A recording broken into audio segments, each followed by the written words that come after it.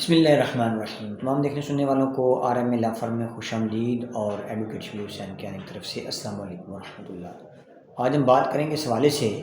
کہ اگر فریقین کے مابین دیوانی معاملات جو ہیں وہ دیوانی کورٹس میں زیر التوا ہوں اور اس دوران کوئی فوجداری وقوع جو ہے وہ رونما ہو جائے تو کیا جو فریق ہے جس کے خلاف فوجداری وقوع پذیر ہوتا ہے وہ دیوانی کارروائی کے دوران فوجداری کارروائی بھی کر سکتا ہے یا نہیں کر سکتا؟ تو آپ کو اس حوالے سے آگاہ کرتے چلیں کہ فوجداری کارروائی اور دیوانی معاملات جو ہیں وہ الگ الگ موضوع ہیں، اس لیے جو فریق جس کے خلاف کوئی وقوع جو ہے وہ رونما ہوتا ہے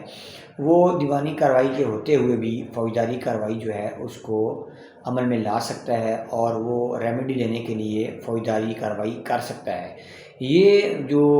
امر ہے یہ جس ججمنٹ میں ہولڈ کیا گیا ہے وہ 2019 YLR نوٹ 11